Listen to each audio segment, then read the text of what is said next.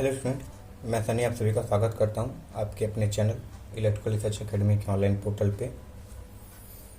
Warrior series में आज हम लोग एक और कड़ी जोड़ने वाले हैं जो बहुत इंपॉर्टेंट टॉपिक बन जाता है, खासकर डीसी मोटर के लिए या फिर किसी भी नॉर्मली मोटर के लिए, जो कि हमारा क्या होता है, टॉर्क यानी बल आघूर्ण। इसमें ये देखेंगे कि डीसी मोटर में टॉर्क कैसे लगता है, बीएचपी किसको बोलते हैं, आईएचपी बोलते हैं। इस पर न्यूमेरिकल पूछा जाता है अधिकतर, बीएचपी अगर अधिकतर पूछ लेता है, या टॉर्क दिया रहेगा, सभी चीज़ दिया रहेगा तो उसमें बहने वाली आर्मेचर धारा का मान पूछ लेगा, ठीक है, या फिर बैक ईएमएफ पूछ लेगा। इन सब चार चीज़ों को थोड़ा घुमा के पूछता है तो हमारे टॉर्क वाले इक्वेशन पे रख के पूछ लेता है, ठीक है। तो हम लोग आगे देखने वाले हैं कि इस सेशन में कि टॉर्क क्या होता है डीसी मोटर को, तो बहुत इंपॉर्टेंट टॉपिक है और रिलेशन भी पूछा जाता है तो हम लोग उसको भी देखने वाले हैं, ठीक है। तो बाबू सेशन को लाइक शेयर और चैनल पे पहली बार आए हो तो सब्सक्राइब जरूर कर देना, ठीक है। चलो सेशन स्टार्ट करते हैं। तो हमारा चैप्टर क्या है, मतलब टॉपिक बोलने आज का क्या है, तो सर हमारा टॉपिक है सर डीसी मोटर में टॉर्क, जिसको नॉर्मली क्या बोलते हैं, बल आघूर्ण बोलते हैं। क्या बोलते हैं सर? बल आघूर्ण बोलते हैं। जनरली जब हम लोग 11-12 में पढ़ते थे या इंजीनियरिंग में, तो कुछ किताबों में इसको टाउ से दिखाते हैं और कुछ किताबों में इसको टी से दिखा देते हैं। तो हम तो अधिकतर टाउ से ही दिखाते हैं क्योंकि इसे समझना आसान हो जाता है। नहीं फिर थिकनेस क्या है, टेम्परेचर क्या है, इस पर थोड़ी दिक्कत होती है, ठीक है। तो हम लोग स्टार्ट करते हैं। पहले टॉर्क देखते हैं क्या होता है, क्या चीज़, कि पहले टॉर्क क्या होता है, पहले इसको देख लेते हैं, ठीक है। तो देखो टॉर्क कुछ होता नहीं है, एक प्रकार का बल होता है, ठीक है। ये हमारा क्या होता है, एक प्रकार का बल होता है जो रेखीय न रख के त्रिज्यक रूप से लगता है, ठीक है। देखो याद रखना, जब हम बल कोई सीधी रेखा में लगाते हैं, अगर कोई बल हम सीधी रेखा में लगा रहे हैं तो हमारी वस्तु का विस्थापन कैसे होगा, सीधी होगी, ठीक है। और जब हम बल थोड़ी क्या करते हैं, जैसे कोई बल है, थोड़े हम किसी इस आकार में लगाते हैं बल, तो हमारा जो घूर्णन होता है वो रेखीय न होके कोणीय होने लगता है। क्या होने लगता है? कोणीय वेग होने लगता है, कोणीय विस्थापन होने लगता है। तो इसको हम लोग क्या बोलते हैं, ये जो बल कहलाता है फिर हमारा टॉर्क हो जाता है, ठीक है। जैसे दरवाजे को अगर हम लोग धक्का देंगे, ठीक है, तो वो सीधी रेखा में विस्थापन नहीं होगा, वो क्या होता है, अपने अक्ष के परित घूमने लगता है, तो वो हमारी टॉर्क होती है, ठीक है। हम जब कभी बेंच को धक्का देते हैं तो वो सीधी विस्थापन नहीं होती, वो क्या होती है, अपने परित होकर क्या होती है, धड़ाम से गिर जाती है नीचे, ठीक है। तो ये सब हमारी क्या होती है, बलागुण होती है, ठीक है। तो देखो इसका परिभाषा देखना चाहें तो क्या होता है, देखो किसी बिंदु, पहले हम डायग्राम बना देते हैं फिर समझना है इसको, कि किसी बिंदु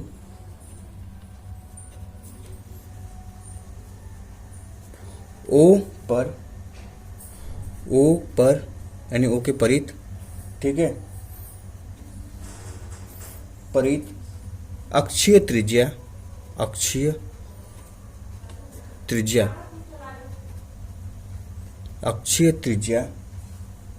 के बिंदु P पर आरोपित बल तथा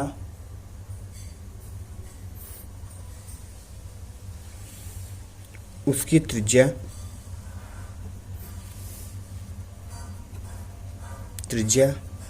का गुणनफल, जिसको 8 से दिखा रहे हैं, का गुणनफल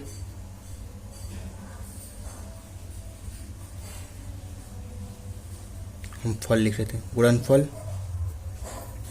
बलागुण कहलाता है या टॉर्क कहलाता है।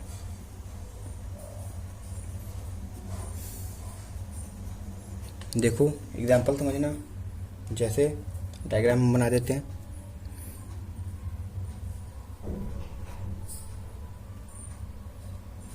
ये हमारा केंद्र है, ये हमारी P है और हमारा जो परितः है वो R था, ठीक है। अगर हम इस पे बल ऐसे लगा रहे हैं, इस दिशा में लगा रहे हैं, ठीक है। तो हमारे घूमने की दिशा जिसको क्या बोलते हैं, direction of rotation, DOR, direction of rotation, यानी घूर्णन की दिशा कुछ इस प्रकार होगी, ठीक है। और ये घूम किसके अक्ष रहेगा, तो सर ये हमारा जो एक्सिस है इसके प्रत्यय घूमेगा, ठीक है। मगर याद रखना ये हमारी क्या होनी चाहिए, वो वाली पॉइंट फिक्स होनी चाहिए, ठीक है। तब क्या करेगा, जैसे चक्री नचती है उस तरीके से ये नचता रहेगा, ठीक है।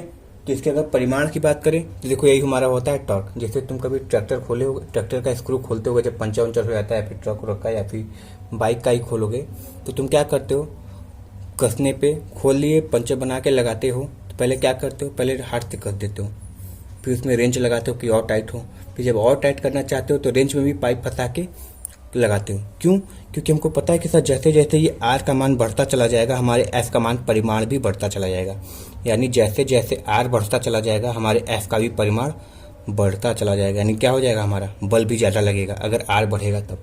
इसलिए क्या होता है, जब ट्रक वाले देखते हो कि जब पूरी तरीके से कस लेते हैं तो फिर और कसने के लिए क्या करते हैं, उस रिंच में या फिर उस स्क्रू ड्राइवर में क्या करते हैं, या उस नट ड्राइवर में और भी क्या करते हैं, पाइप फंसा के उस पर चढ़ते हैं कि और टाइट हो, ठीक है। तो ये सब सारी कहानी होती है। अच्छा, इसके परिमाण की बात करें तो क्या होता है, तो सर जो परिमाण हमारा अभी बताए थे, तो परिमाण बराबर होता है टॉर्क बराबर F इंटू आर, ठीक है। टॉर्क बराबर क्या होता है, इस पर न्यूमेरिकल आता है तो क्या हो जाएगा, F इंटू आर, सही है, बताने की जरूरत नहीं। टॉर्क हमारा क्या है, टॉर्क है,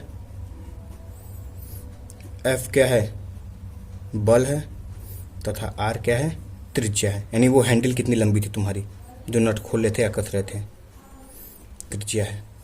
नोट करके लिख लेना। इकाई की बात करें तो इकाई न्यूटन मीटर होती है, बहुत ज़्यादा सवाल पूछा जाता है। इकाई क्या होती है टॉर्क की, तो सर न्यूटन मीटर होती है, ठीक है, इतना याद रखना। तो और कभी कभी सवाल ये भी पूछेगा, अच्छा ये बताओ कि जब ये घूर्णन कर रहा है तो इस पर कितना कार्य हो रहा है, ठीक है, क्योंकि घूर्णन करेगा तो कुछ ना कुछ कार्य ऊर्जा तो लगेगी ही। तो इसको ऐसे दिखाते हैं कि घूर्णन गति के दौरान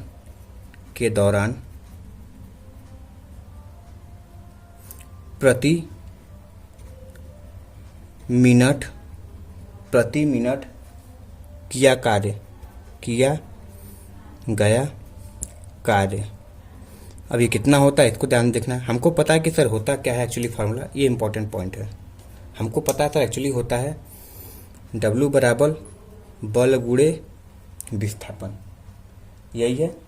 हाँ सर कोई दिक्कत नहीं है, बल गुणे विस्थापन होता है। अच्छा बल तो वही रहने देते हैं, कोई दिक्कत नहीं है।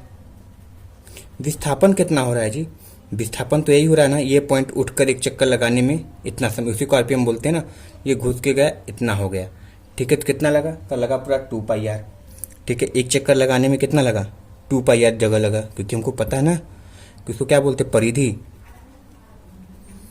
जो दूरी एक चक्कर की कितनी होती है 2πr। तो इसको चाहे तो हम क्या लिख सकते हैं सर, विस्थापन की जगह 2πr लिख दे तो गलत नहीं है। अच्छा ये प्रति मिनट की बात बोला है, यानी प्रति मिनट में अगर 60 चक्कर लगाता है तो इसको 60 से मल्टीप्लाई करना पड़ेगा, इसलिए हम यहाँ पे इसको n लिख देते हैं, ठीक है। तो हमारा क्या हो जाएगा, W बराबर, इसको लिखना चाहें W बराबर क्या लिख सकते हैं, तो इसको लिख सकते हैं सर W बराबर F इंटू आर, यहाँ पे देखो F इंटू आर लिखा है, F इंटू आर लिखा है, F इंटू आर, इसको एक साथ कर लिए, फिर 2π लिखा है 2πn, इसको एक साथ कर लेते हैं, कोई दिक्कत नहीं है, ठीक है। तो इसको लिखना चाहें तो कैसे लिख सकते हैं सर, W बराबर F इंटू आर किसके बराबर होता है सर, ये होता है हमारे टॉर्क के बराबर, और ये 2π है, ठीक है, और 2πt इसको उसी तरह लिख देते हैं, कोई दिक्कत नहीं है, ठीक है। 2πn इसको इतना इस तरह लिख देते हैं। तो ये भी याद रखना, कभी कभी इस पर भी सवाल पूछ लेता है, ठीक है। और इसकी इकाई बात करें तो इकाई तो सबको पता है कि सर क्या होगी, इसकी इकाई जूल ही होगी, ठीक है। तो एक क्वेश्चन ये इंपॉर्टेंट बन जाता है यहाँ पे ये, ठीक है। चलो आगे देखते हैं और क्या इंपॉर्टेंट है हमारे लिए। सर हमारे लिए एक और इम्पॉर्टेंट चीज़ है, कभी कभी पूछ लेता है BHP क्या होता है, ठीक है, सही है। बीएचपी क्या होता है। याद रखना, बीएचपी क्या होता है, ब्रेक हॉर्स पावर होता है। बीएचपी का फुल फॉर्म पूछेगा तो क्या मारोगे, बीएचपी का फुल फॉर्म, बीएचपी का फुल फॉर्म तो क्या मारोगे, ब्रेक हॉर्स पावर। ठीक है, क्या होता है, ब्रेक हॉर्स पावर होता है। सही है, क्या होता है, ब्रेक हॉर्स पावर होता है। ये कौन सा पावर होता है सर, वह पावर जो हम जो तो लिख रहे हैं, जो शाफ्ट पर लगता है उसे बीएचपी कहते हैं। ठीक है, यानी जो शाफ्ट पे उत्पादन हो गया, जिस शाफ्ट द्वारा जनरेट होगा उसको क्या बोलते हैं हम, बीएचपी बोलते हैं। ठीक है, इतना याद रखना। एक फॉर्मूला होता है, इसको भी याद रखना, अधिकतर पूछा जाता है क्योंकि आगे हम काम करेंगे इसी पे। हम किस पे आ रहे हैं सर, बीएचपी पे आ रहे हैं ना, तो बीएचपी बराबर होता है, फॉर्मूले उस पे आ रहे हैं, मगर उससे पहले एक चीज़ याद रखना, बीएचपी का फुल फॉर्म लिख देते हैं, ब्रेक हॉर्स पावर। ठीक है, इसको याद रखना, क्या होता है, ब्रेक हॉर्स पावर होता है, इसको बता चुके हैं। और ये कहाँ लगता है, शाफ्ट पे लगता है। एक फार्मूला होता है ओमेगा बराबर एक फार्मूला होता है, याद रखना, 2πn/60। और ये ओमेगा वही कार्य होता है। ठीक है, ये जो हम लोग डब्ल्यू दिखा रहे हैं ना, इसको ओमेगा से दिखा देते हैं। अच्छा, इसको डब्ल्यू लिख देते हैं, कोई दिक्कत नहीं है। डब्ल्यू बराबर क्या होता है, 2πn/60। ठीक है, ये ओमेगा हो गया, सही है ना, तो इसको याद रखना। अच्छा, अब आगे देखते हैं क्या होता है हमारा। अच्छा, यहाँ पे एक चीज़ और होता है, 2πn/t, ओमेगा बराबर 2πn/t/60 होता है। सही है ना, इसको याद रखना, 2πn/t/60 होता है ओमेगा का वैल्यू। अब बीएचपी लिखते हैं तो कैसे लिखते हैं, हमको पता है कि सर ये हमारा क्या है, कार्य है। ठीक है, इसको याद रखना। तो इसको करते क्या है, बीएचपी करने के लिए कुछ करना नहीं है सर जी, हमको पता है पी बराबर होता है, पी बराबर एक फॉर्मूला होता है ω/T, जिसको टॉर्क बोल लेते हैं। ठीक है, पी बराबर W/टॉर्क होता है, नहीं ओमेगा होता है। ठीक है, इसको लिख देते हैं, पी बराबर ω/T भी होता है, और एक फॉर्मूला होता है हमारा पी बराबर W/T होता है। ठीक है, चलो, तो यहाँ पे हमारा पावर निकालना है, यानी बीएचपी निकालना है, तो लिखते हैं बीएचपी। ठीक है, बीएचपी निकालना है। अच्छा, इसको हटा ही देते हैं। अच्छा, अभी यहाँ पे बाद में नहीं, हम लोग बाद में ला देंगे। ठीक है, बीएचपी बराबर हमारा क्या होता है, W/T होता है। ओमेगा का मान कितना है सर, ओमेगा का मान है हमारा 2πn/60 है। ठीक है, और एक अपॉन नीचे क्या है हमारा, ये टी वाला जो यहाँ पे बचा हुआ था, इसको लिखना चाहें तो क्या लिख सकते हैं, 2πn/T/60। अब यहाँ पे टी आ जाता है, तो यानी हम लिखना चाहें तो इस पर न्यूमेरिकल आता है, तो क्या लिख सकते हैं, बीएचपी बराबर 2πn/T/60। ये टाइम पीरियड है। ठीक है, तो इतना याद रखना, इस पर भी न्यूमेरिकल पूछता है, 2πn/T/60। सही है, ये हमारा ब्रेक हॉर्स पावर हो जाता है। और इकाई है, तो इकाई तो वही होगी सर, हॉर्स पावर में, एचपी में। ठीक है, तो इसको याद रखना, बहुत ज़्यादा पूछा जाता है बीएचपी। ठीक है, ये सवाल हद से ज़्यादा पूछा जाता है। ठीक है ना, तो इसको याद रखना। कभी कभी इसको इस रूप में लिख देगा कि बीएचपी बराबर, और करना चाहें तो कैसे लिख सकते हैं, तो sir BHP equal to 2πn/T/60 गुणे 735.5 ऐसे लिख देते हैं। ठीक है, चलो,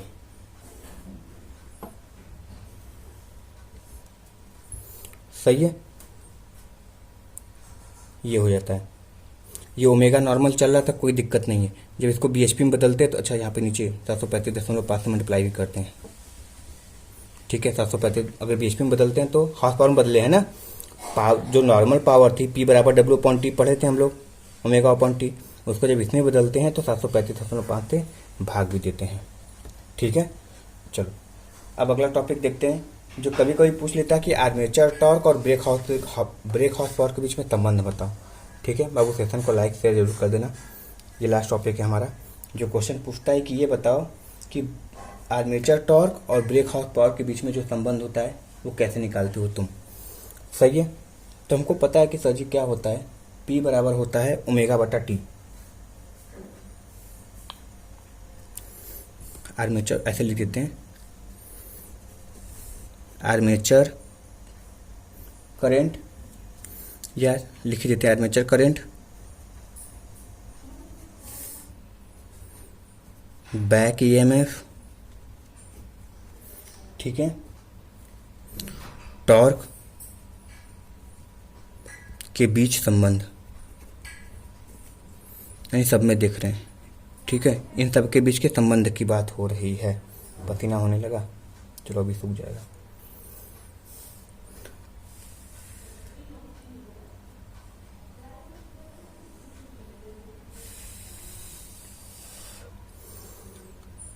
चलो देखें आगे ये कैसे करना है इसको। तो देखो इसके बीच के संबंध बनाना, तो हमको देखो कभी अभी तुमको बताया कि सर जो होता है P बराबर ओमेगा अपॉन टी, ये अभी फॉर्मूला पढ़े थे, हाँ सर पढ़े थे। अब ये पावर लिखा है तो पावर को हम चाहे तो और भी क्या लिख सकते हैं, पावर को लिखना चाहे तो सर हम ये नहीं लिख सकते हैं, क्योंकि P बराबर क्या होता है B इंटू आई होता है। तो नॉर्मली देखें तो हम चाहे तो ये भी लिख सकते हैं E B into I A, sir बिल्कुल लिख सकते हैं। फिर और क्या लिख सकते हैं सर, लिख सकते हैं 2 पाई एन बटे 60 अपॉन टी, ये पूरा टी वाला, ये जो टी वाला था यहाँ पर लिख दिए। सही है। अब इसको लिखना चाहें तो और क्या लिख सकते हैं सर, इसको लिख सकते हैं E B into I A equal to 2 pi N, ये टी ऊपर चला जाएगा बटे 60, इतना लिख सकते हैं। हाँ सर बिल्कुल लिख सकते हैं, कोई दिक्कत नहीं है। चलो अच्छा ये टी हमारा क्या है, ओमेगा अपॉन टॉर्क होता है, तो टॉर्क लिख दिए यहाँ पे, टॉर्क अच्छा टॉर्क ऐसे बना देते हैं तुम लोग के लिए, ऐसे टॉर्क बना दिए। चलो ये टॉर्क बन गया। अब हमको क्या निकालना था, टॉर्क ही निकालना था ना, तो हम निकालते हैं। टॉर्क बराबर निकालना चाहोगे तो क्या निकलेगा सर, निकलेगा ई बी इंटू आई ए गुणे 60 बटे 2 पाई एन। इस पे न्यूमेरिकल आता है, बहुत ज़्यादा इंपॉर्टेंट है। सही है, इन सब पे न्यूमेरिकल आएगा, रिलेशन पूछेगा तो याद रखना। सही है ना। तो एक फॉर्मूला ये हो गया, और इन सभी पे सवाल आता है, इन सभी पे सवाल आएगा तुम पे, ठीक है, घुमा के पूछेगा तो इस तरीके से पूछेगा। तो ये सब सभी याद होने चाहिए, ठीक है, ये सभी फॉर्मूले। सही है। चलो इतना समझ में आ गया होगा। अब यहीं से देखो तुम्हारा निकल के आता है ई बी बराबर P5ZN अपॉन 60, ये वाली कहानी, ठीक है। अब देखो यहाँ पे एक चीज़ और, हम लोग ई बी बराबर लिखना चाहें तो क्या लिख सकते हैं, फिर जब ई बी बराबर लिखना चाहेंगे, अगर यहाँ पे हम लोग लिखना चाहें, अच्छा देखो ये टॉर्क है, ठीक है, कोई दिक्कत नहीं। ई बी बराबर क्या लिखना चाहते हैं, लिख सकते हैं P5ZN अपॉन 60 ए, यही लिख सकते हैं। हाँ सर, ये आई ए है उसी तरह भिड़ा देते हैं, ये 60 है उसी तरह लिख देते हैं। नीचे क्या लिख सकते हैं 2 पाई एन, इतना लिख सकते हैं ना। देखो कुछ भी अलग नहीं किए, बस ई बी की जगह ये लिख दिए और बाकी जो जैसे था उसी तरह यहाँ इसको उतार दिए। अब देखो 60 से 60 उड़ा देते हैं, एन से एन उड़ा देते हैं, ठीक है। अब देखो यहाँ पे क्या क्या चीज़ें कॉमन है सर, हमारी क्या क्या चीज़ें कॉमन है सर। एक बार पोल बन गया, एक मोटर बन गई तो उसमें पोल फिक्स हो गया, और पोल फिक्स हो गया तो दोबारा आप उसको बदल नहीं सकते। चालकों की संख्या एक बार सर यानी वाइंडिंग एक तरीके से कर दें तो फिक्स हो गई, उसको बदल नहीं सकते। 2 पाई यानी एक बार जो 2 पाई का मान है तो वो तो है ही, कोई दिक्कत नहीं। ये समानांतर पथों की संख्या, ये भी एक बार फिक्स हो गया तो हो गया, बदल नहीं सकता। परिवर्तित क्या है हमारा सर, ये जो फाई बचा है वो, और ये कि आई है, यानी इन सब को हम चाहें तो कांस्टेंट लिख सकते हैं। क्या लिख सकते हैं सर, नियत या कांस्टेंट लिख सकते हैं। कांस्टेंट लिख दें तो कोई दिक्कत नहीं, यानी हम चाहें तो टॉर्क, इसको चाहें तो ऐसे लिख सकते हैं फाई आई ए, और यही हमारा टॉर्क का इक्वेशन होता है। तो यानी जो हमको चाहिए था लास्ट में यहाँ पे आके मिल ही गया, ठीक है। तो आई होप बाबू सेशन पसंद आया होगा। सेशन पसंद आए तो इसको लाइक शेयर और सब्सक्राइब जरूर कर देना। मिलते हैं नेक्स्ट वीडियो में, तब तक के लिए thank you very much and all the very best. बाबू इसको लाइक शेयर जरूर कर दिया करो, ठीक है, सही है ना। लाइक शेयर और चैनल को सब्सक्राइब जरूर कर दो, ठीक है। और सारे इंपॉर्टेंट वीडियो दे रहे हैं जो तुमको अधिकतर एग्जाम में पूछे जाते हैं, तुम लोग को कन्फ्यूजन होता है, ठीक है। चलो मिलते हैं नेक्स्ट वीडियो में, तब तक के लिए thank you very much and all the very best.